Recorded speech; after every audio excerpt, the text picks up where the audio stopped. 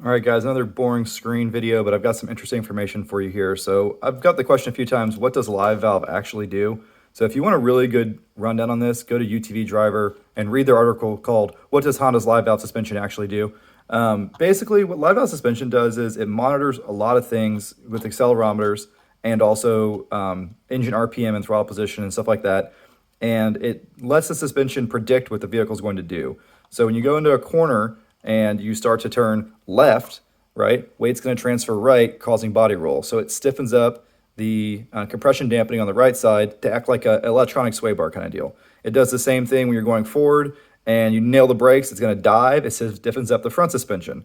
And when you go higher speeds, it goes to a higher compression dampening rate in order to keep you from bottoming. So what live valve really does is it continuously adjusts the compression dampening up to once every 5 milliseconds to give you predictive suspension. It's really actually smart suspension. So live valve does something, right? It's pretty cool. Now, what I've been researching a lot is the new RMAX because I want something different. I've already had 2 Talons and I ordered a live valve Talon a really long time ago. I'm still waiting for it.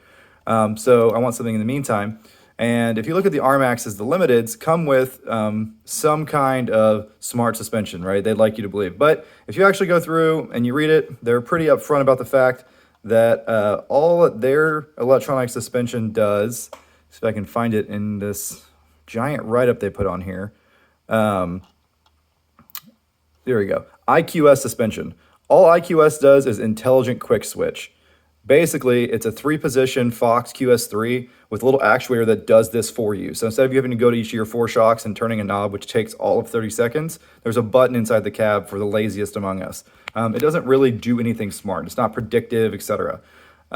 Also, something I don't like about these, all of these RMAXs is, they're priced like a premium, high-speed off-road machine, but they still have a belt drive. They're pretty heavy. They're pretty top heavy. You got seats above the rear wheel, where the Talon is longer, so the seats are lower, better center of gravity, the Talon 4-seater. But they only have Fox 2.0s, and they're just as heavy as everything else that's running Fox 2.5s. So if you were in the market for a 2-seater, I really don't think there's much of a reason to ever get a Wolverine or what they call the RMAX 4, Wolverine RMAX 4, because the 2-seater is just as expensive as everything else, and it only has Fox 2.0s. So the one I was looking at is the Sport, because I can find those in the showrooms around here because there's several of them. And the reason there's several of them is because they're way overpriced. So every dealership I've gone to, MSRP is $20,600. Every dealership I've gone to wants 25 grand out the door for one of these. And that's a lot of money when you consider it's only got 100 horsepower. It's not like a 200 horsepower X3. And it doesn't have Fox 2.5s. And it doesn't have, anything like super premium suspension-wise, right? It's just a conventional suspension setup. It's not trailing arm. It's got a lot of travel, but it's pretty conventional. So I really don't know how they're justifying pricing this as high as they are, but that's the reason you see these in dealerships all over the place and you can't find anything else. It's because they're overpriced. If you're going to buy this, you should really get the Can-Am Sport. It comes with Fox 2.5s. It's got that tried and true 1000cc V-twin that everyone likes, and it's still got a front locker and everything else. So I really don't see the justification for this. If this was about 20 grand, maybe 21 grand, 22 grand out the door, it might be competitive, but at the price point Yamaha has it, it's not a good deal. And I'd love to get another Yamaha. They're pretty good. But another problem is the suspension looks good. They beefed it up a lot, but the steering on these things is pathetic. It's the same steering as my Wolverine 850, and I bent a lot of tie rods, little tiny tie rods, and now they've got even bigger tires and more weight and power behind them. Yamaha, you really missed the mark there. You really need to upgrade that steering. So this 2-seater is definitely out. The only reason that I'm kind of considering the 4-seater is because I like a short wheelbase 4-seater, but I don't really like 4-seaters in general because the turning radius is good and the breaker wrangle is good, the engine's in the center, better weight distribution, etc. But like I said earlier, they're just way, way, way too top heavy. So the RMAX is out mostly because of the price. It's just not good value for money. And it doesn't have the Fox 2.5s. It has the 2.0s. And it is too top heavy.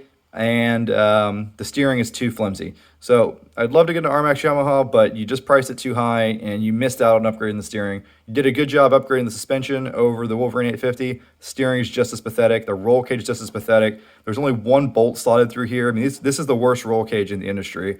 I rolled my Wolverine 850 and the thing bent, and it's still bent to this day, and there's nothing you can really do about it. It's a very flimsy roll cage.